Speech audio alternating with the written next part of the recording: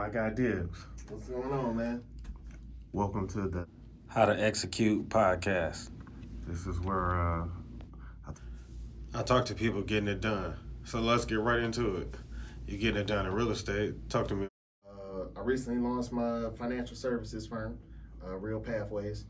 What we do is we meet you where you are as far as your money is concerned. Mm-hmm. So we take people through the ABCs of finances, anywhere from budgeting to tax planning, all the way up to owning your first property, your first investment, and even recently we just added on a stocks course.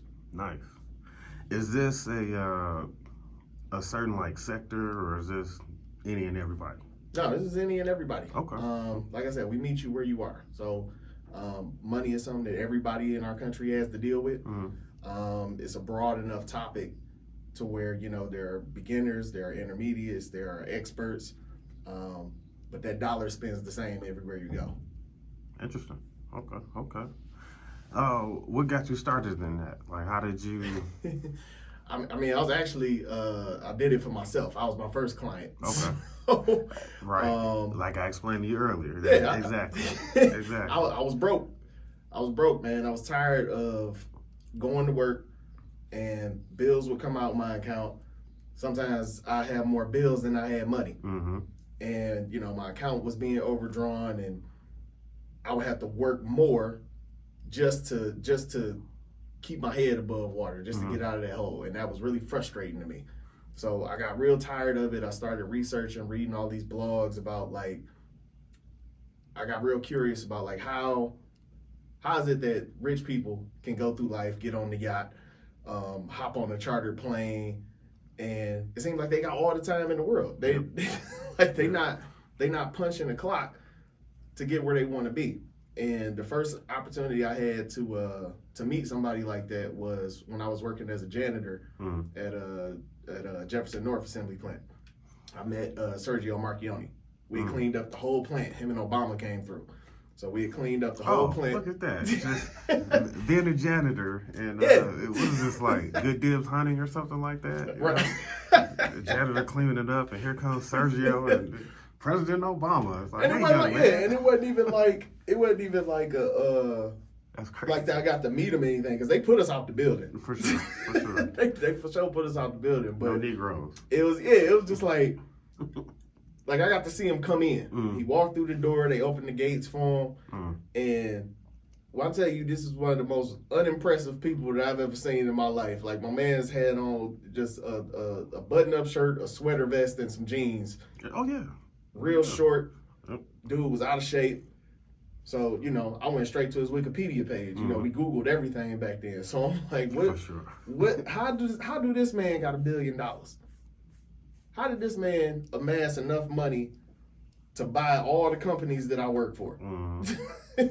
So major companies. These are, small little he bought one of the big three. One of the big three. Yeah, so it's like world automaker. Yeah, where do you get that type of money? So started researching him a little bit, found out a little bit about his background. He owned an auto company in Italy. The Fiats, those cars are ugly. But he got the Fiat. It's a popular car over there in Europe. He has a bachelor's degree, not even a master's, 4-year bachelor's degree in finance. So I'm like, so you telling me the only thing separating me, this was my thinking at the time, the only thing separating me, a janitor, from this billionaire that just bought one of the big three autos is a 4-year bachelor's degree in finance. So that's what I started looking into. It was like It wasn't even that, was it? It was happenstance. No, it wasn't that at all. But it was just like, that's what got me interested. Because I'm 20 years old. He was probably like 50, 55 at the time. I'm like, okay, so I got 30 years to get where he at. But that's what started my journey, is just seeing somebody, seeing somebody that I felt like I could be. You know what I mean? Not to I think they call it emulating.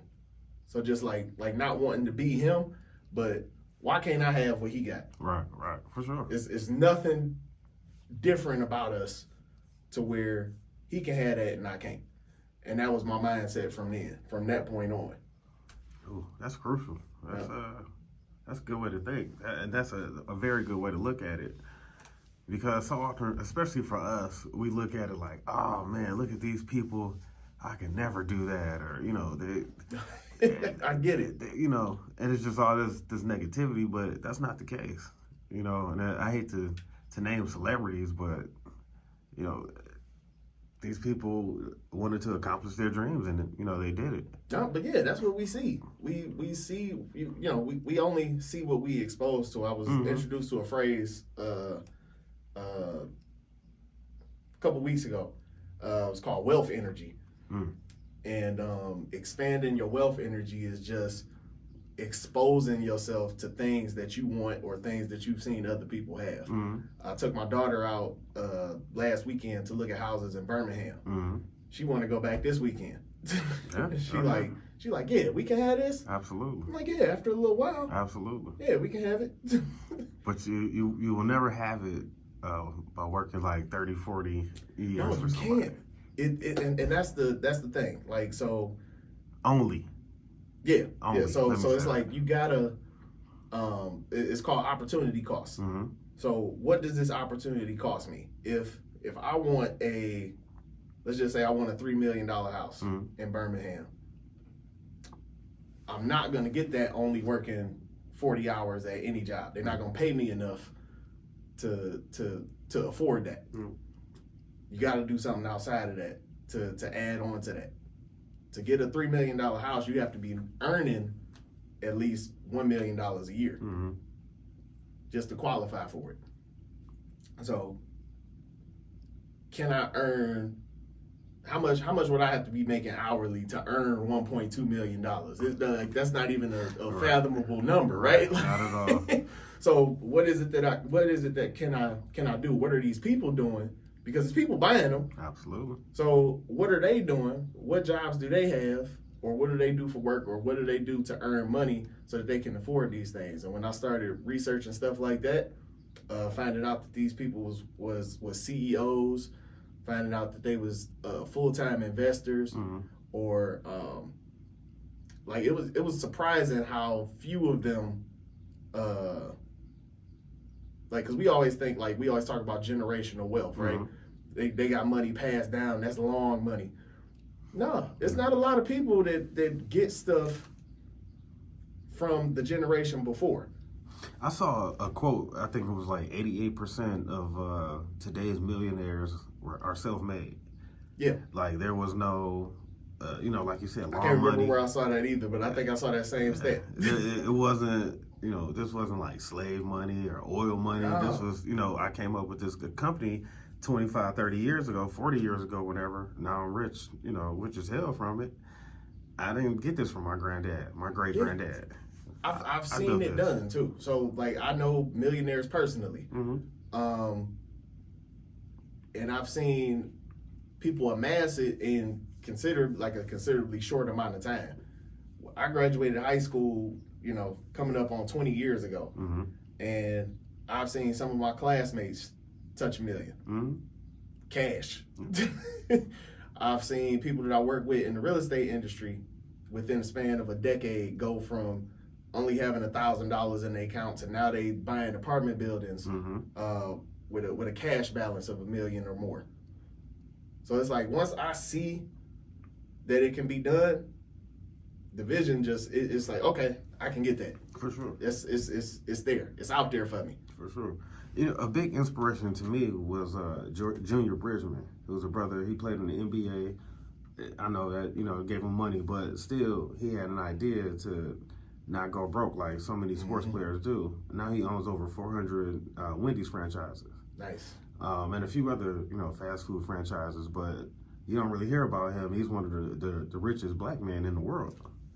I ain't never heard of him, bro. I'm gonna be real with you. For sure. And I'm a sports head. Like I've never heard that name. I think it was way before our time. Like in the 70s or something like that. Oh, man. But he showed Chauncey Billups same thing. He showed him that blueprint. Now, I know Chauncey owned a bunch of Wendy's. For sure. Him and his wife sell real estate in Colorado. That's how he got that idea from Junior Bridgman.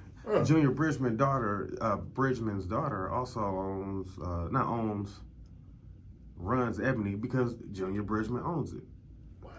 So he had his daughter run it. But stuff like that, man.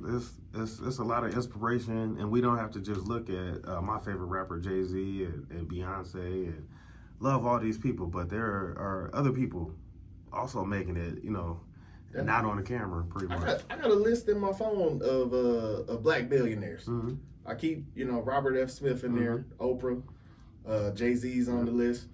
Don Peebles. Yep. That's a good one. So, like, I got this list of stuff like, okay, what did they do? Mm-hmm. How did they get it? I took an interest in politics because our government is responsible for a lot of these ways that we can get money out here. Mm-hmm. I read a lot of books on the tax code, and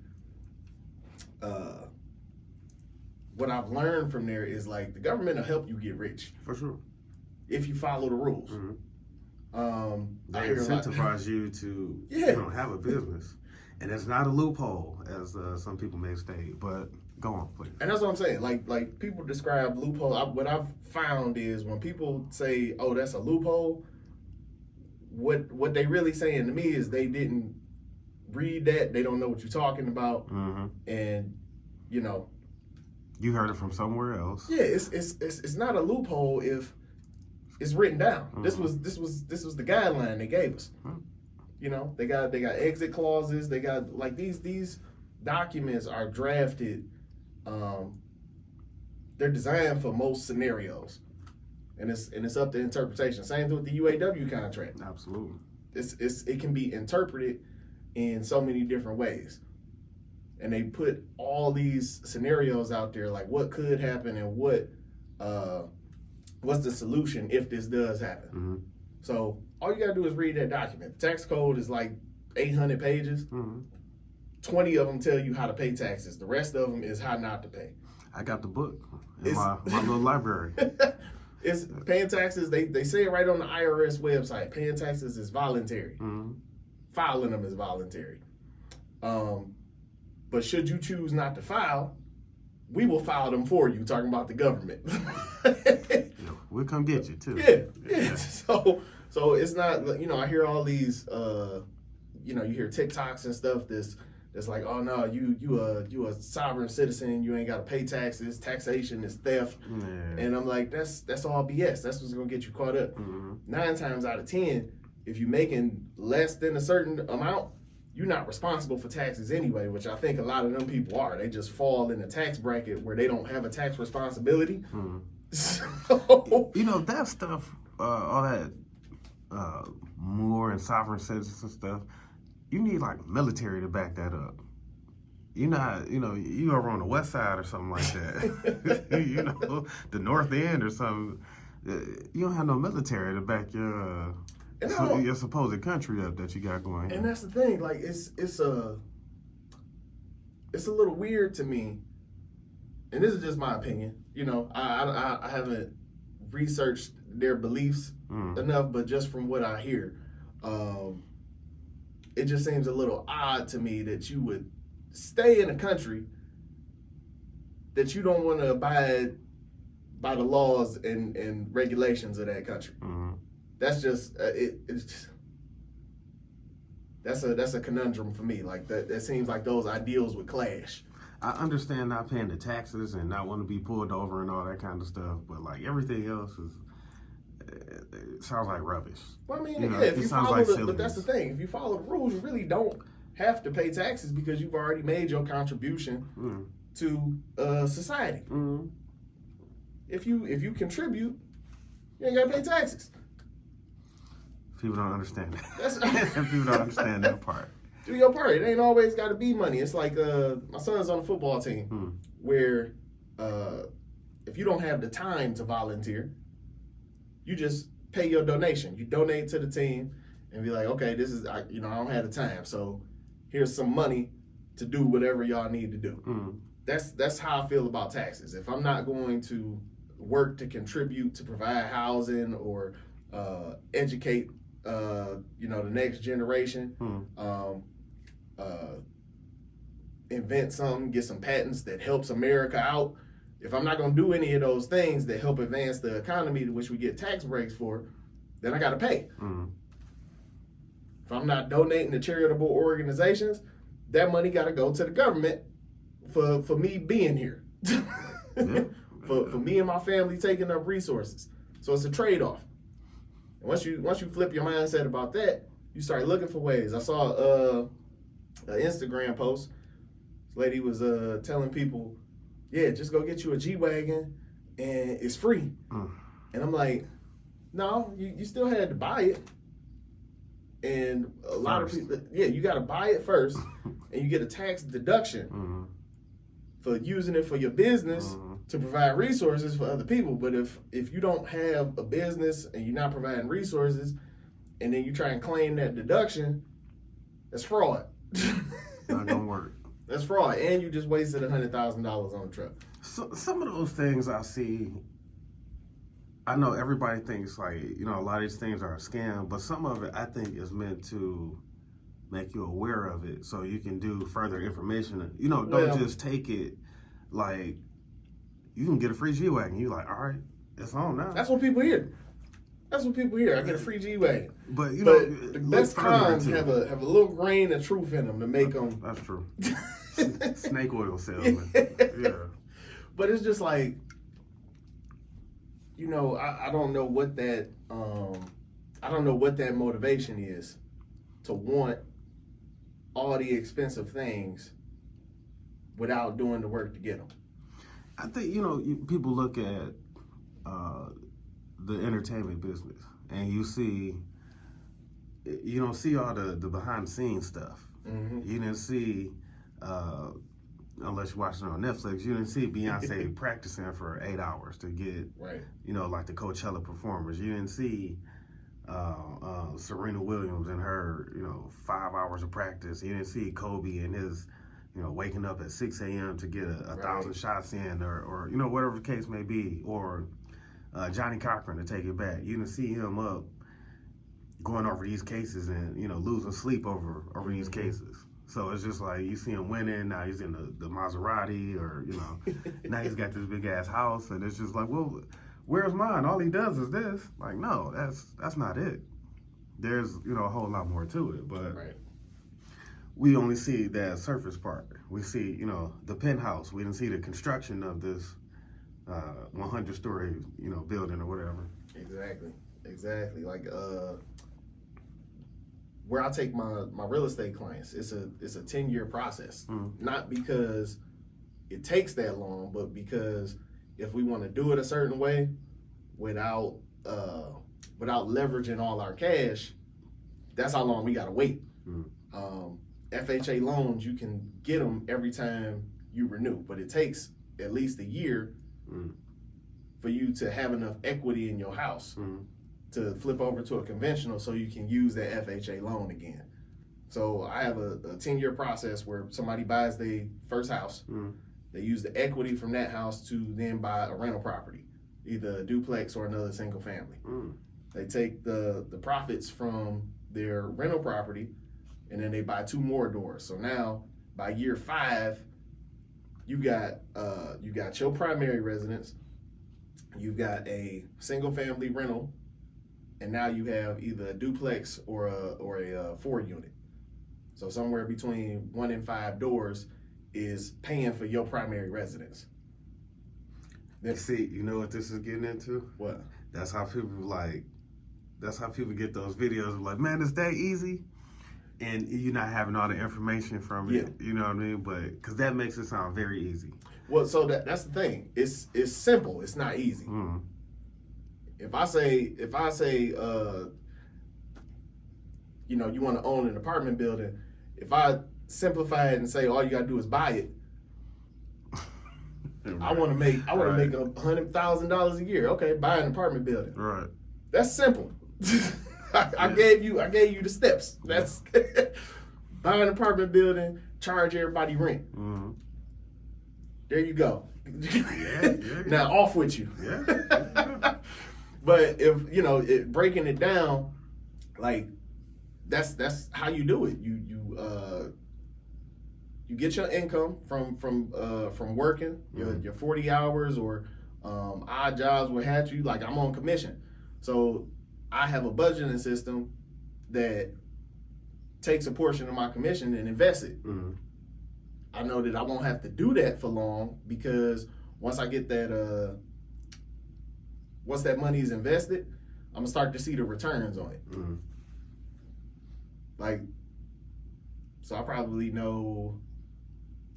I can name off a handful of people that have gone from being like hundreds of thousands of dollars in debt to being millionaires in the span of a decade. Mm-hmm.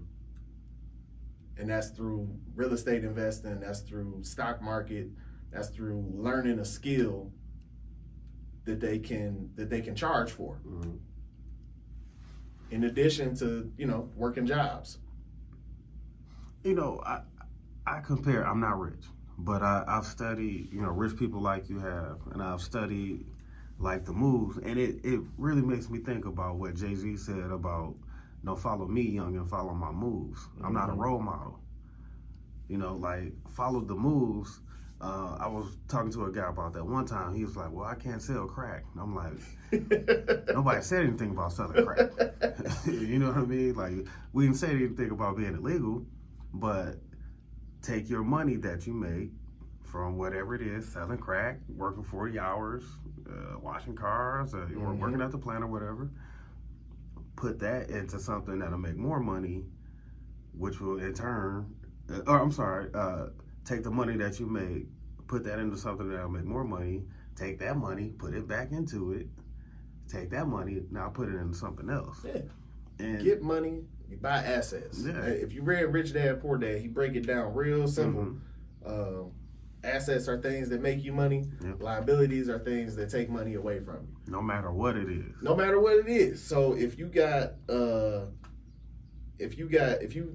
job that pay you $100,000 a year, what you doing with that $100,000? Is it all going to bills? Is it all going to your liability side, or are you taking some of it and you buying assets that's gonna make you more than $100,000 a year? Mm-hmm. And we all like our stuff, you know what I mean? But you can have stuff. You can have your stuff, but if you're at a certain point, maybe you can't have the stuff. You might have to put the stuff down for a year or two, maybe 5, maybe just forever. See, now that's where I think I differ from a lot of other financial advisors or people that call themselves financial advisors, because I don't believe in that. I don't believe in the sacrifice of the now to get to later. Maybe not like today. Like if you already have debt and you see a PlayStation 5 or Apple Vision Pro or something like that, I'm buying it. I'm buying it. But you know what I mean? Like let's say you got $3,000 worth of credit card debt, and the Apple Vision Pro comes out, and you sprinkle the money on the credit card debt, but the Apple Vision Pro comes out, bam, give me that, no payments or nothing. That's a dumb move. Well, see, that's the thing, perspective. For sure. My thing is, if I've budgeted for those items, which, like I said, I do a percentage-based budget because of the way that I get paid. Every dollar that I bring in, half of it is going to one account to take care of my bills. For sure. Another 20%, like I said, is going to my investments and my debt. So that $3,000 credit card bill, that's getting paid out of this 20% that I got set over here to this side. But my Apple Vision Pro is coming out the 30% that's left. If I got enough in my 30% to buy that Apple Vision Pro, that's what I'm getting. Okay, so let me ask you this. Where did you get the idea for, like, you separate your bank accounts and everything? Okay, I do that same thing. Where did you get that idea from? Like, I learned that from YouTube, just how do you get rich? So, like, how did you come up with that? There's a lot of people out here that's been doing this a long time. I think everybody's familiar with Dave Ramsey, who is really, really adamant on not taking out any debt. Definitely. In my life, I haven't found that to be feasible. Haven't found it. And he, he'll state that. He say that it's not easy. But me, I'm not willing to suffer like that. Right. I'm not willing to live on beans and rice while beans and rice and beans. Yeah. While everybody around me, like I'm going to and from work. You know what I'm saying? I work hard for my money. And what I've noticed about most people, the psychology of it, like there has to be some reward for what you're doing or you're going to burn out. Mm-hmm. The reason a lot of people can't stay on their diet is because they work out for 2-3 weeks and they still fat. Mm-hmm. So it's like, if I'm sacrificing this stuff and in 2 or 3 weeks I'm not rich, I'm not gonna keep doing it. Right. You know, our attention spans ain't that long with these smartphones and everything like that. So we just gotta adjust a little bit. It might take me a little longer, but I'm gonna get to the end of the race. There's a quote out there that's like, you are crazy if you think like 2 to 5 years to get rich is a very long time, but you're willing to work like, 30 to 40 years for somebody, and that's cool. And I'm like, ooh, that's a good one right there. I like that a lot. I think I might have said that. I think I put it on Facebook like a while back, and a couple people stole it. Mm-hmm. It went viral. It was like I was working. It's true.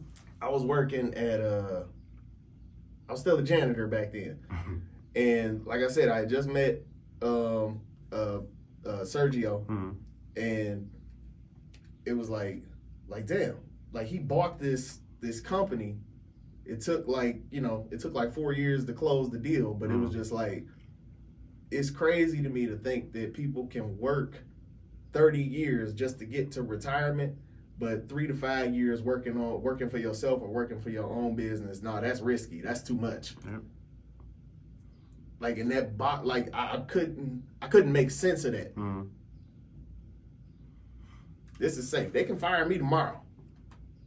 Then I ain't got no money. But if I was doing it for myself, I'm not gonna fire me. You know what I'm saying? One thing I like about it, I was telling my sister this the other day, like having your own business, yes, when things go bad, it's on you. Mm-hmm. But when it's great, guess who it's on? It is on you. And you get all that shine. You don't have to give it to the people working up under you yet, if you don't have that yet. And it's like, it's all you. All that glory that you've been looking for from your job, from your 9 to 5, to all the recognition, give it to yourself. That's true. But let me answer the question. Oh, yeah, go ahead. I learned it during the 2016 presidential race. Mm-hmm. Elizabeth Warren kind of like championed this budgeting style because her opponents on the Democratic side was saying, basically we should move a little bit towards socialism. We pay a little bit more in taxes. Mm-hmm. Everybody kind of come together, and then we can get free health care, we can get free school, all this stuff, and then, we pay a little bit more in taxes. Elizabeth Warren was like, well, what if we just taught America how to manage the money they do get, and then everybody just contribute voluntarily? It was like, we can just do 50-30-20 budgeting, where half their income pays for all they want, or I'm sorry, half the income pays for their needs, 30% pays for the things that they want, and then 20% pays for all their debt, investments, and taxes. And I was like, damn, that's smart as hell. Yeah. I started living like that, and you'd be surprised, man. You'd be surprised on what you can buy on 30% of your income. For real.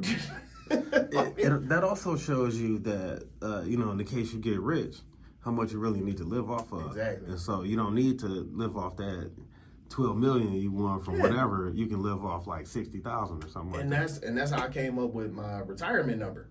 So I don't know if anybody's ever heard of the 4% rule, but it's you get to a certain if you get to a certain amount invested, you can withdraw 4% of that every year, because your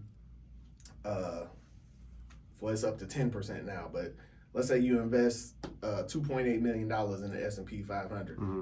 Historically, your average return is about 10% a year. Mm-hmm. So if you're getting 10% a year, but you're only living on 4% of that return, that's about $100,000 a year. And if you ain't got no debt, You don't have no payments. That's $100,000 a year that's coming to you. What do you think you could buy on $100,000 a year not working for it? You got a whole bunch of time on your hands. You know, this is we talking about retirement. For sure. You got a whole bunch of time on your hands. If I gotta, like, I'm finding out stuff don't really cost as much as we think it costs. I thought golfing was like this expensive as, like, I gotta be a celebrity or old and retired with a whole bunch of money in the bank to go golfing. It's like $60 to play around the golf. And that's if you rent a cart. That's because they wouldn't let us on the on the courses for so long. So we had to come up with our own ideas about it. Oh man, it's like $10,000, for one round. It's not expensive at all, man. I got me a set of clubs for $400. Mm-hmm. Get some used clubs. You don't even have to well, get look, I got multiple sets now. Yeah. So I started with I got a whole set from the pawn shop for $20. My first time I went out golfing. Had a driver, a couple irons in there, a putter. That's really all you need to go out there with. So I started with that, but the clubs weren't fitted to me. So I'm a taller guy. So when I went to go swing with the clubs, it was a shorter set.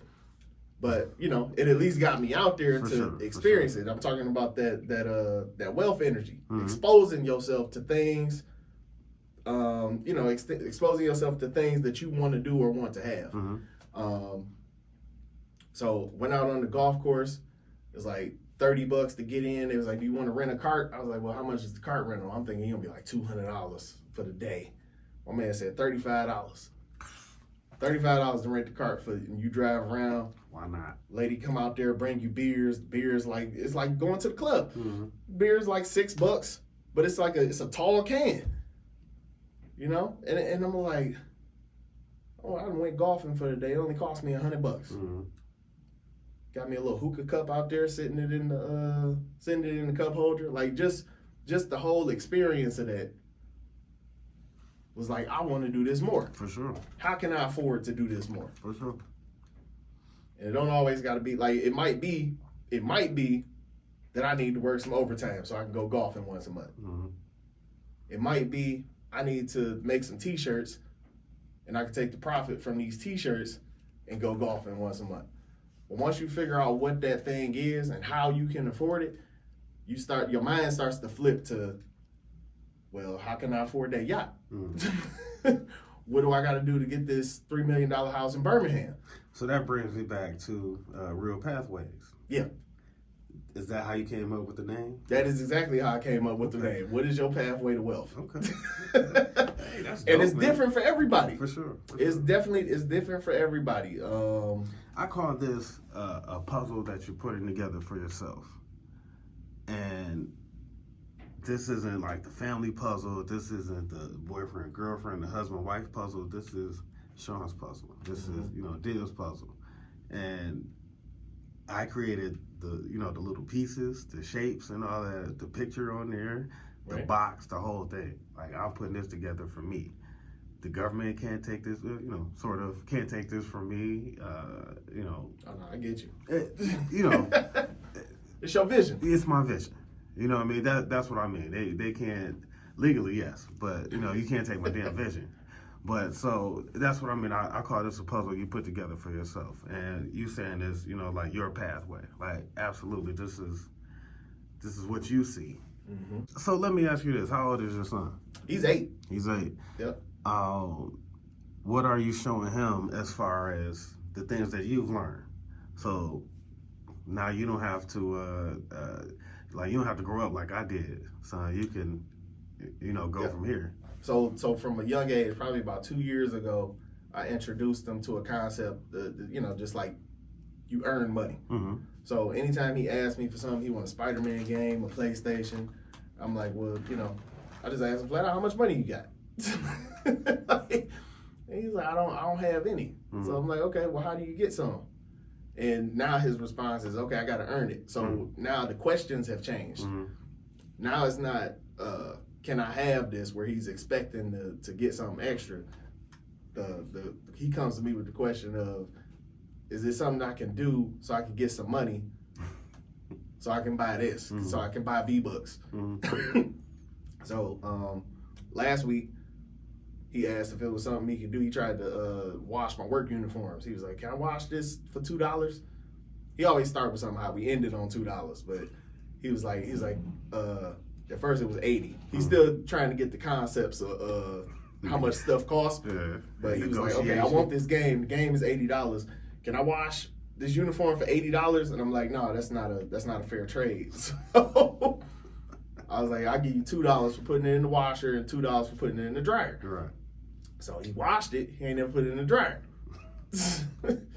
So today, and then he did some other stuff during the week, but today was payday. Mm-hmm. So Apple paid him $10, and now he can't find his phone. That's what before we started. That's what she was calling about. Now he can't find his phone. So I'm like, "No, that's you lost your wallet, bro." Yeah. So if you go to the store, ain't nobody about to buy it for you. You ain't got no money. This is the second. I'm adding on and stuff, teaching him real life situations, so that it's ingrained in his head. This is how money works. This is how I get money. This is what I do with the money when I get it. And this is where I keep my money. The lesson he learned in the day is about storage. Like, where are you going to keep your money to keep it safe and to keep it with you? Mm-hmm. That's great. So, and this is just stuff that I've learned over the years. Mm-hmm.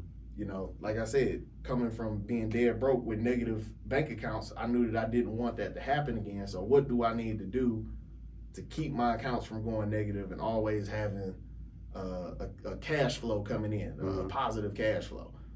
And it went from, like I said, we talk about this pathway. I know where my end goal is, and the end goal is constantly changing. Mm-hmm. So I start at the end and I work my way back. So, 5 years ago, it was, I want to own my own house. I was renting for forever. Mm-hmm. I thought that's what you did when you moved out. When you moved out, you got an apartment. Mm-hmm. When I went up to college, I was in the dorm room. We just rented that space for the semester. For sure. People had apartments that we went to go party at. So I never really saw ownership in a light that it was something that I needed to do. Until I started asking the questions. Well, where did y'all get this money from to buy stuff? To when Sergio bought Chrysler, where did he make his first dollar? Because he don't seem like the type of person that's ever had a job. Right. Yeah, he did. And it was, it's through investments. Yeah. A lot of people cashed in insurance policies to run their first political campaign. Mm-hmm. It was people that donations. Not even the donations, but it was just like they sold real estate. Mm-hmm. They had commissioned opportunities where you sell $1 million house, you make $30,000. Mm-hmm. Now, what do you do with that $30,000? Because that's more than some people make in a whole year. Mm-hmm. You done made somebody's salary on one opportunity.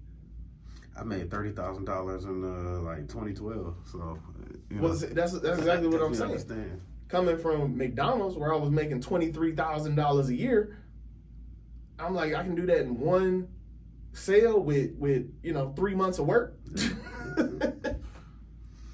A light goes on, I find that amazing. Like it really does take seeing things to change your perspective on it. Yeah. Because I guess if back in the day, I saw white folks on this picture, you probably like, oh, man, I ain't got no chance at that. But they put that one black person on there, you like, uh-oh. Representation, man. It's on now. Yeah. Wait a minute. Something's changed here. The window is cracked. Listen, Obama won the presidency in 2008, and I swear I never saw another white person in a commercial. The Cheerios commercial right after he won was a biracial couple. Sure. It was crazy. Like it was like overnight, all the white people disappeared from TV. For sure. And I know it was on purpose, knowing what I know now. Like it's about representation. People want to reflect and put that messaging out there. We see it with the LGBTQ plus movement. They being represented on television because they are in those positions to represent themselves on TV. It's in their contracts that you got to have X, Y, and Z as characters on your show in order for us to produce it. So those opportunities and those people being exposed to that is what makes it normal. So if you are exposing yourself to wealth, For sure. it's going to become normal to you. It's not going to feel so taboo to talk about how much money you got or what investments you making, because that's our normal conversation. That's our normal life. You know, the very first thing, speaking about wealth, the very first thing that I learned, even though I didn't have this problem myself, but the very first thing I learned is you have to change your opinion about wealth. If you hate rich people, or you hate money is bad, all that sort of stuff. Like, if you want to take these things further, you have to change your opinion on that. Especially because if you have a negative opinion on it, you probably won't even do the things that it takes. Yeah. So you won't open up a business. You won't reinvest. You won't. Yeah. Take advantage of business taxes and all that kind of stuff. I know from experience. I just don't I didn't see a need for it. Mm-hmm. Why do I need to be wealthy? I got a good job. My rent get paid on time every month. Mm-hmm. I got food in the refrigerator. What else do I need? And I felt like after a while, it just felt like, we was conditioned to that. Mm-hmm. We was conditioned to just survive. Mm-hmm. And not thrive. Exactly. Mm-hmm. So it was that was the mind shift for me, that not only should I want more, I deserve more. Mm-hmm. I deserve to be on the yacht with my friends. Absolutely. With a library. Absolutely. And we park our jet skis in the bottom of the boat. Yeah. And it's not even like a material thing, but it's just like, you deserve that freedom. Mm-hmm. You deserve to truly be free. I want to shine too, and that's not even the point for shining. It's just that's what I like. It not only do I like it, but it's there, so that means I should be a part of it too. Exactly. If I work for it, then I should be able to have that too. Not people might be like, well, I work more 40, 50 hours a week at work. No. No. That's not what I'm talking about. You build a business up enough to where you can have a lake house somewhere with some jet skis, or a big giant yacht with the escape hatch on it or something like that, or whatever the case may be. If you work for it, hey, you deserve it. You go back to the simplicity of it, man. Mm-hmm. Like, it's real simple to say, invest your money, take the profits, and buy the stuff you want. Mm-hmm. That's simple to say. Mm-hmm. It's harder to do because it takes time. Mm-hmm. The way compound interest work, Einstein called compound interest the seventh wonder of the world. I thought it was the eighth. Eighth wonder? I think it's the eighth. Eighth wonder of the world. One of them.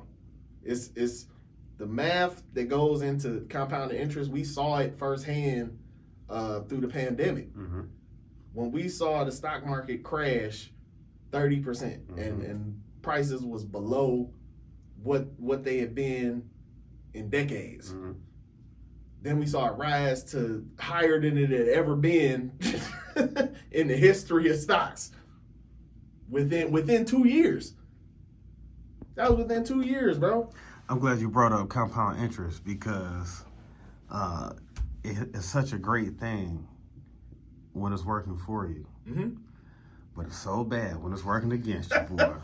And for the people out there, that's what is happening to most of us. Yes. Compound interest is working against you. You have credit card debt that gets worse by the day. It's working against you, and it's working for someone. It's working for Capital One and American Express and Ford, Toyota Financial, and all these people. It's working for them, but it's killing you. And it's crazy because year 10 of the pathway, Mm-hmm. the real pathway to wealth, is becoming the bank. You take all those assets that you've acquired, and you leverage that, and you help other people get to where you are by loaning them the money to start buying a house. Now they paying you the note. They need funding for rehab on their house. Mm-hmm. You fund that. When they sell the house, you get your cut plus the interest. Is there like physical building that you can go into for Real Pathways, or is this? Yeah, we got 3 offices right now, so you Okay. can come to visit me in my office in Troy. We got one in Sterling Heights, and we also have one in Rochester. Okay.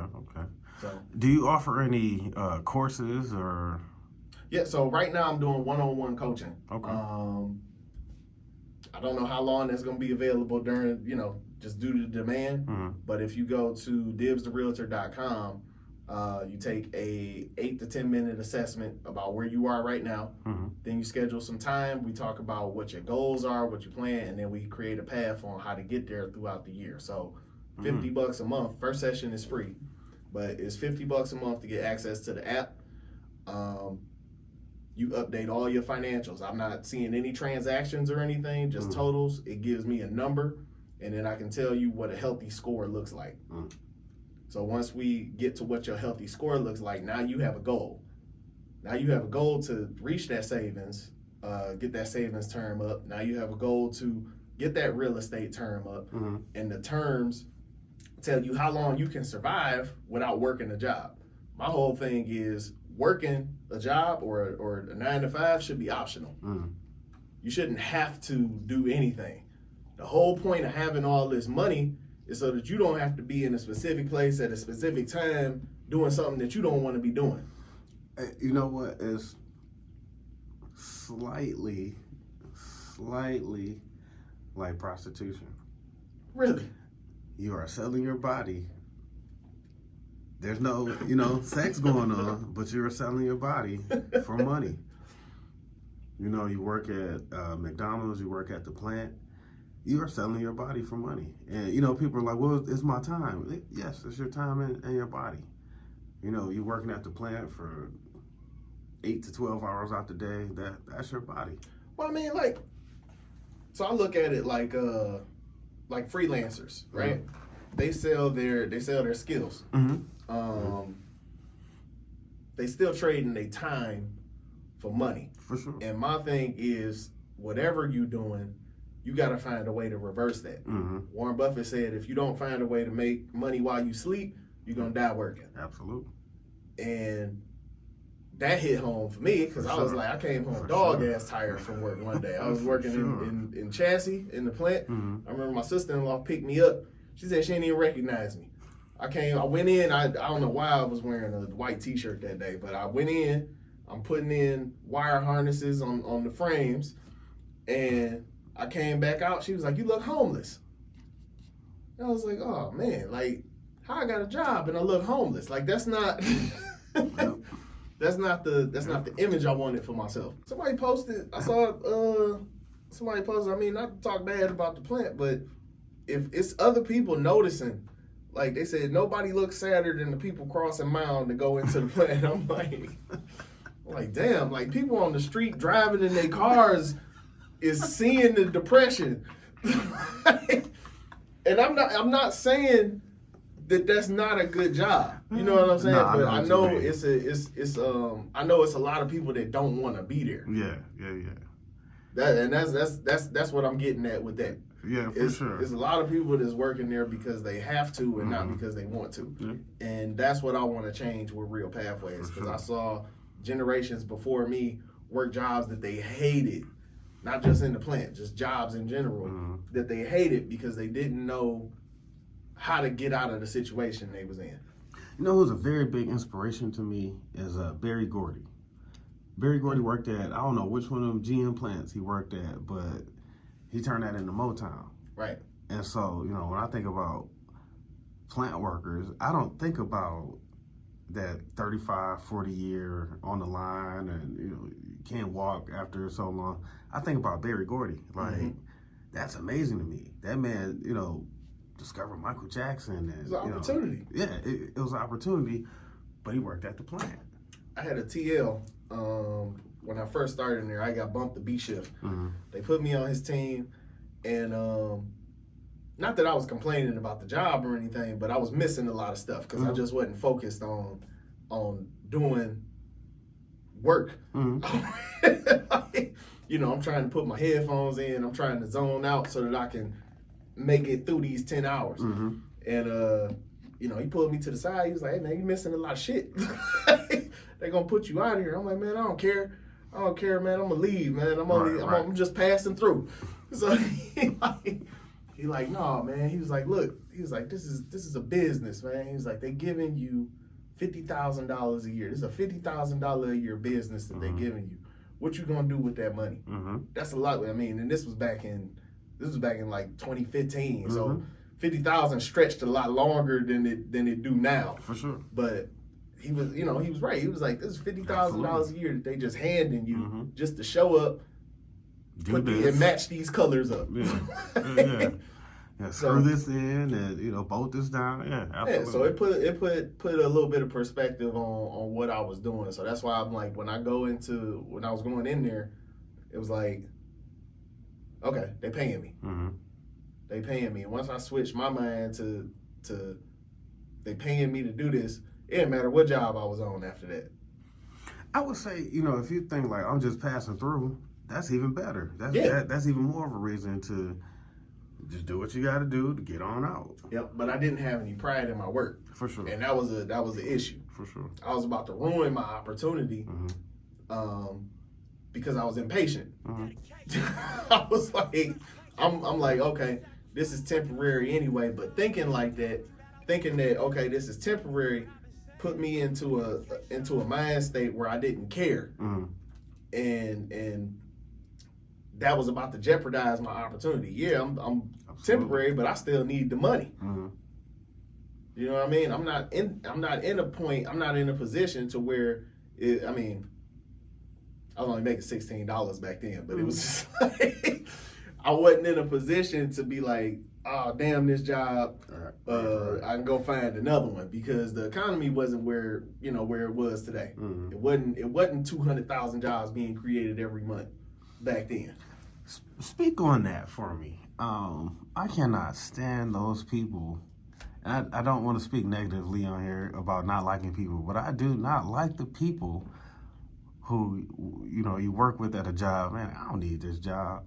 Or, Yes, you do. Yes, you do. Yes, you do. And my very favorite saying at work is, "I don't know why I quit my last job. I was making like double this amount or triple this amount." Cap. There is no way on earth you saw this.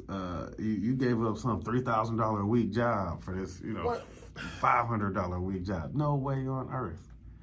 And now, if the timing fit better, of course there are some scenarios where maybe not. The time, you think that schedule is better than anything you can find outside of? No, but the whole, I can't tell you how many people have said, "I was making $2,000 a week. I don't know why I quit my job." You ain't quit. You didn't quit because you never had it. One or two things. You either never had the job. You probably could have worked there, but something disqualified you. Something disqualified you. You was a truck driver and your license expired. You was a financial advisor, lost your license, or messed up somebody's money. It's stuff that happens where other jobs outside of the UAW you can resign. Resign with dignity and say you can tell people that you quit. But really it was like, oh yeah, they was about to fire my ass, so I had to find something else. Which keep it real. Yeah. It's cool. We all work here now. It ain't no thing. We ain't tripping. Yep. You don't have to. My therapist, she was telling me like, so I have a issue with telling the truth. So I find it easy to just tell people the truth about situations and what's going on, and they view that as me being harsh. She pointed out to me that she was like, it's easy for you to do that. A lot of people take the opposite approach, where it's very hard for them to admit something about themselves and take that accountability and look inward like, oh, okay, maybe I'm the problem. They have the exact opposite view. I need to lie so that I can protect my feelings because I don't want to feel bad. Or I need to lie so that I can fit in with this crowd over here, so they don't think any less of me. Mm. Me, I don't give a damn. It's about what I think of me. Mm. Because if I don't feel good at the end of the day, I'm not gonna function right. That's just what I've learned about myself. Good point. So, but you got to understand that for every feeling that you have, it's somebody on the complete opposite end of the spectrum that feels just as strongly, right there on the complete antithesis of what you got going on in your mind. Very true. And that opened me up to, kind of talking to a lot of people about what really is the root of, where's your pathway? Where do you see this going? And some people can't see past Friday. Mm-hmm. I was going to ask you, how has therapy been incorporated into? I love it. It's like just to have somebody that you can not just bounce ideas off, but give you like some real insight onto how other people's minds work. It's not just about like fixing yourself or you had a bad childhood and you trying to get over it. It's about understanding where you fit in. For sure.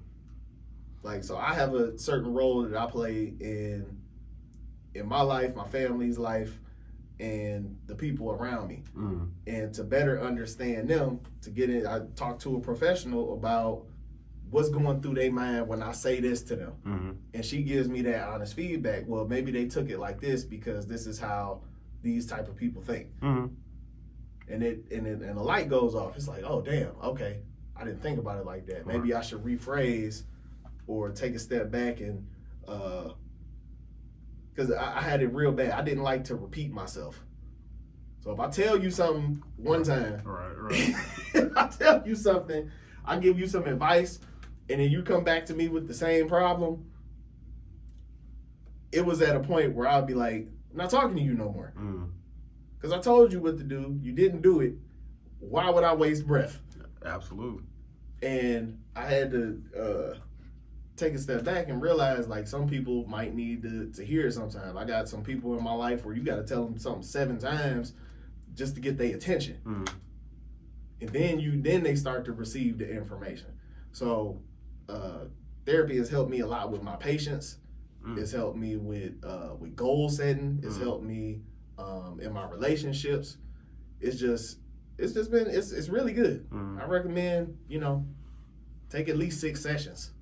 Go consistently. You know what I like about it is it's unrelated third party. So, you're trying to talk to your family and friends, and they're like, oh, you're not that bad, or like they're biased. They're very biased, and sometimes they'll lead you down. Not even sometimes, a lot of times, maybe even most times, they'll lead you down the wrong path because they love you so much they can't see this issue. They can't see this, whatever this problem is. But so that's glad. I'm glad you mentioned that. So let me ask you this: how long have you been married? I've been married. I got married in 2011. So we going on. Yeah, congrats. Yeah, we going on 12 years this August. Wow. Okay. Did you start Real Pathways before or after marriage? Real Pathways is a brand new company. Okay. I started this company last year. Okay. Before I was just selling real estate. I had a team called the Resident Group, and our main focus was getting you in the house so you could build wealth. Over the years, I've added on some ancillary services. I started doing taxes, started helping people with their, started a property management company. We started a relocation company, helping people move here from out of state. Helping people invest here from out of state, but it was all real estate focused. Nice. Real Pathways came about because I was running into a lot of people with the inflation and during the pandemic, a lot of people lost instead of gained. Their income wasn't as powerful. So when I'm going to help these people, after the mortgage interest rise, they no longer qualified for homes that they would have qualified for before the pandemic.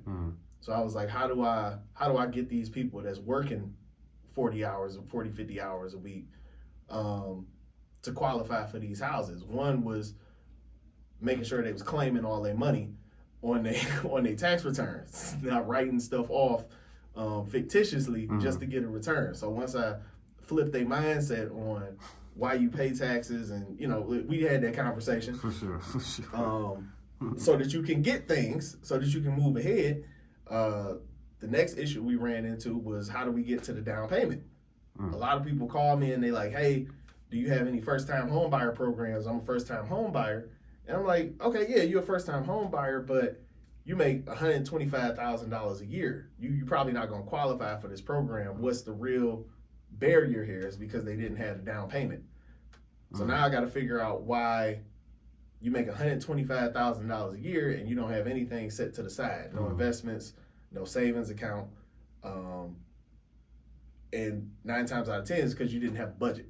You didn't have a money system for when your money comes in. You get your money, you pay your bills, and then you go back to work to do it all again every week after week.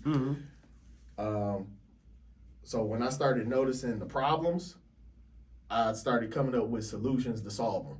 Okay. And that's where Real Pathways came from. Is we gonna meet you where you at, and we gonna take you along this path to get you ahead. Very interesting. So, how does being an entrepreneur, how does that factor into like being married and having a family and everything? Like, can you talk about that? Everybody got to be on board. I have conversations with my wife every day about what my goals are, what I want for us, and she tells me what she wants. And it's my job, my role in the family is to provide the income to get us there. She takes care of, a lot of other stuff. She makes sure that I'm eating right. She makes sure that I'm exercising. She takes care of me, and I take care of them. It's definitely a mutual partnership. For sure. Yeah, and it helps that we like each other. So it's we was friends, before we started dating. After we started dating, in my mind, I always knew I was gonna marry her, because I always dated with the intention of, whoever I'm dating, that's who's gonna be my wife. But the ones I had before her, they was messing up. So it was like, you know what? I don't like this about you, but I like her. So it was like, okay, I'm gonna stay. We gonna get married. We gonna have this family, and I'm gonna get us the biggest yacht with a library in the back of it, and here's how we gonna get there. And she was like, I'm down. Did you? Who did you look to while growing up? Like, did you have like a uncle, or was a parent or something like that, or aunt, entrepreneur? My grandfather was probably the biggest influence on my life. My grandparents, like everything from what I did in school. Like I had from elementary on, I only had one goal. It was just to get into this high school. You had to test in for Renaissance High School. So from kindergarten, every morning, my grandfather, my mom would drop us off over there. She worked midnights at the plant. So she would drop us off over their house so that they could take us to school in the morning. Every morning, my grandfather would make us toast, give us a cup of coffee. Toast, bacon, and a cup of coffee. And he was like, all right, we're going to get good grades so that you can get into Renaissance. And I heard that every morning from kindergarten to 8th grade.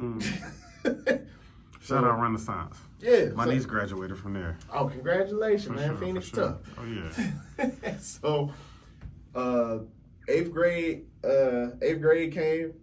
The test, I took the test. My homeroom teacher came in and said, I got the highest score in the school. I got my choice. I can go to Renaissance, Cass, or King. And I'm like, I ain't really no second choice on there. First choice, Renaissance. That's it. For sure. But that was my first taste of, I didn't realize it then, but that was my first taste of setting a goal and completing all these objectives to accomplish the goal. After that, I didn't use it because I had accomplished my goal.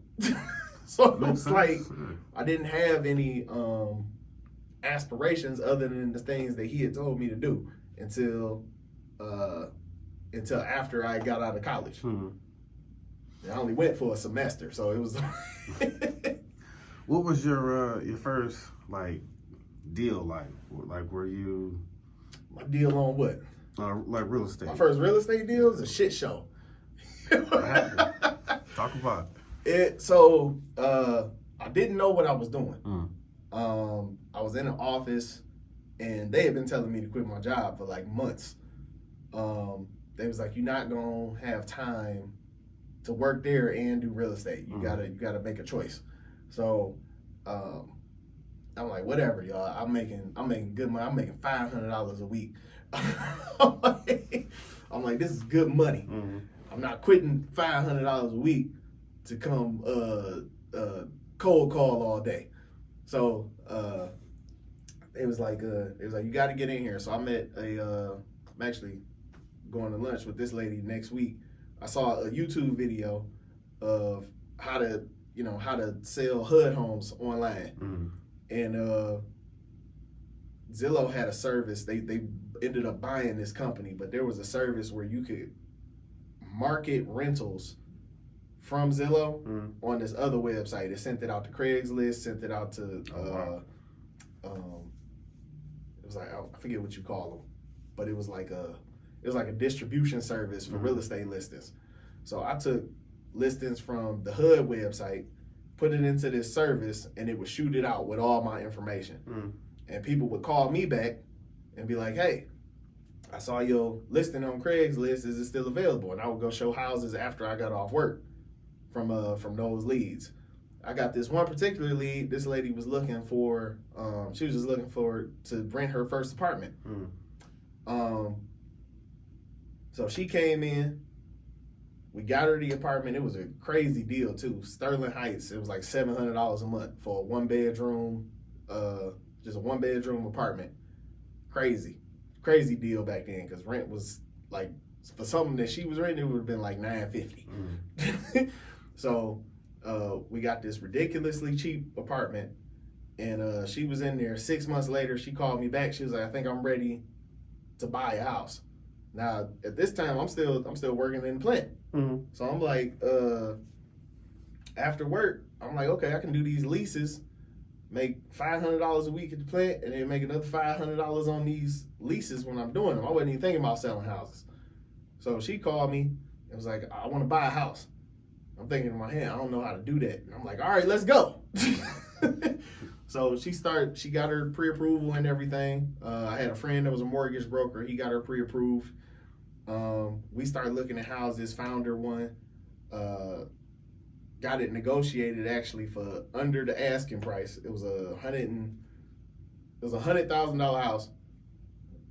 We got it for $95,000. Didn't know nothing about inspections, nothing like that. So I went to ask my team leader, like, "Hey, what do I do? Like, we want this house. How do I do it?" Like, I got the paper, but I don't know what to put on the paper. She ain't had time for that. She took the paper from me, filled the whole offer out on the wall. She was like, "Here, put your name on this." And then I went and turned it in to the guy, faxed it over to him, because we was still using fax and everything back then. So faxed over the offer got accepted. We go through the whole negotiation process, and the lender calls me back and was like, "Hey, we can't close it." Like, "What you mean you can't close it?" He was like, "We can't close the deal. She ain't got no money." Oh, I was like, "What?" So I called the listing agent. I'm like, "Hey, my client ain't got no money. She, I don't know what to tell you." He cussed me out, man. He's like, "Man, this is your one job. All you got to do," was like giving me the whole rundown. Like, all you had to do was make sure that she got to the closing table. She said she can't touch her down payment money. She can't buy no cars.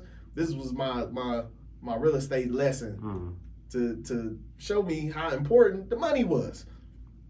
And not only that, so she had gave me, they didn't have a record of the EMD, the earnest money deposit, her deposit for the house. Which I found out later was because I forgot to turn it in. Oh, man. So I got this lady's $1,000 money order sitting in my book bag at work. It was in my work locker. So I'm like, oh damn, like okay, let me go turn it in. So I go to work the next day after this dude cut me out because I'm like, I got to go give her deposit back. Go to the locker at work, check is gone. Check is gone, man. I don't know what happened to it. Dust in the wind. Like, so I lost this lady $1,000. She's not getting her house. And the lender basically told me, like, don't call again. But so the listing agent, he called me back. He was like, hey man, he was like, I found somebody to do the deal, man. Go ahead and call your buyer. I'm like, man, they spent all their money. What are we supposed to do? He was like, don't worry about all that. The house appraised for more than what y'all offered. So we can use the appraisal value and make up the difference for their down payment. So I called them, they all excited. They're like, okay, we about to do it. And now we still got this issue of the $1,000 that I done lost. So I go back to my team leader again. She looking at me like, what the fuck is wrong with you? Like, you got a closing, and I didn't know nothing about this either. The listing agent handled everything, set the closing date up. So I'm walking in the office like, yeah, I got a closing today. They're like, what you mean today? Have you turned in any paperwork? I'm like, here, go right here. Oh They're like, oh God. So oh my. he's like, well, where's the EMD? I lost it. So they was like, you know what? Here, you go to the closing, go get everything signed, bring it back here. We'll take care of it. So it was $100,000 house, which means my commission would have been $3,000, right? I hadn't paid because I was working the other job and not selling real estate. I had an office bill every month. It's like $150. And I've been working there for like a year. So turned the deal in. They was none the wiser. They like, we got our house, we cool. Like, I turned all the money in, a $3,000 check with my commission split, the lost EMD, the back office rent that I owed, and I think it was like a agency renewal fee or something like that. $3,000 ended up being a $732 check for me. So lessons learned. Lessons learned, man. I learned a lot on that first deal. Yeah. Never made any of them mistakes again. Oh man, that's what, like 22. Yeah, it was like $2,300 that it cost me. Yeah.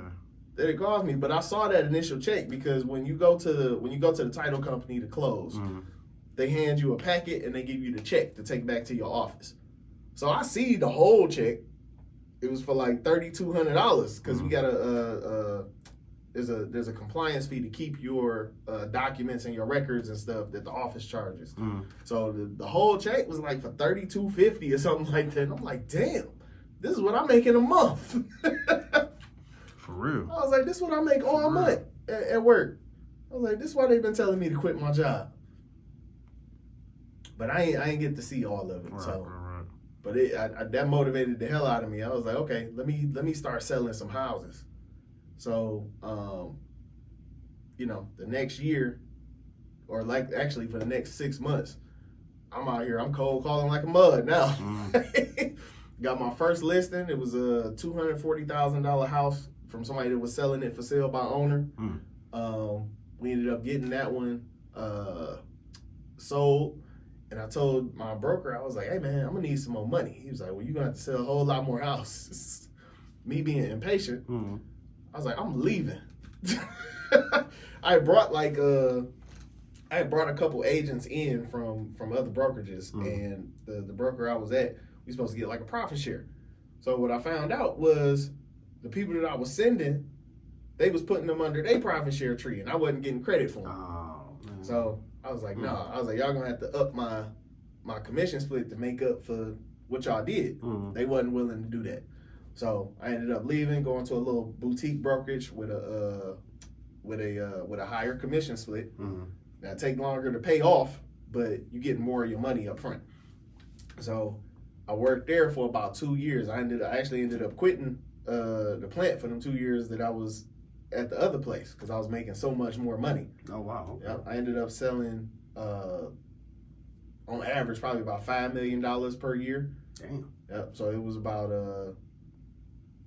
I want to say I made 75 the first year I was gone, and then 80 the next year. Which when I left the plant, I was making 1666. So it was like you can imagine the income jump For sure. from making like 30 grand a year to 75. It was like I was like, oh, I ain't never going back. Yeah. No, yeah, I understand that, man. Yep. So I was out for 2 years. I was making about $80,000 a year selling real estate full time, and I got a call from Randall. He was like, "You won your grievance." I was like, "What does that mean? I ain't filed no damn grievance." Like, it's like, "You won your grievance. Come back to work." I was like, "No, I'm good, man." Hung up on him. It was like that was like that was like October, and then that following July, I experienced my first down cycle in real estate. It had been like 5 months since I had got a check, so I was like, "Damn, my savings is running out." And then the experience I had, I'm not about to go negative. I was like, I'm not about to have no negative money in my account. So I called the committee man up. Was like, "Hey, what y'all doing?" Like they told me I won my grievance. I'm gonna be there Monday. Like, is that still good? Yep. So they called me in there. It was pretty smooth for a while. It was pretty smooth, but then the 7 days, 10 hours started back up, and I was like, okay, now I'm remembering why I left. But the money it was almost equal. It was almost equal. So, what was that? 3 years ago? I think that was like 3 years ago. First year back in the plant, made like 40 grand. I was still selling real estate, but like I said, the checks was sporadic. So while I was building my business back up, that money from having a 9 to 5 to supplement what I was making in real estate really helped out. I think I closed 2019, the year before the pandemic. Yep, year before the pandemic, I closed that year. I made like 161,000. Oh wow. And then 2020 made 175. 2021 was 226. Damn. And then last year was 200 with the plant being between 80 and 90 of that. So it was just like, it's been 3 years where I'm making more money outside the plant than I am in the plant because I kept adding on them other businesses. And it wasn't like I was getting a whole bunch of business from the plant, so I was just in here literally for the check. Getting business from people where you work is one of two reasons. They either, or three reasons really. They don't like you, they don't trust you, or they don't believe you. That's it. Which one of the three could it be? That's it. All three. Yeah, it could be all three. I don't like that dude. He a liar. Yeah. Handsome son of a bitch. Yeah. So it's just like it's stuff like that it's like, why am I here? Like, you really got to define what you getting up and going there for. And for me, it was the money, and I'm like, that's not a good enough reason when I could be doing other things to make more. I look at it like this is the first investor. Any job, it's a stepping stone. It's pass and go and all that, but it's still the first investor to get me where I want to be. It's it's not that yacht. No, they invest in a lot of money.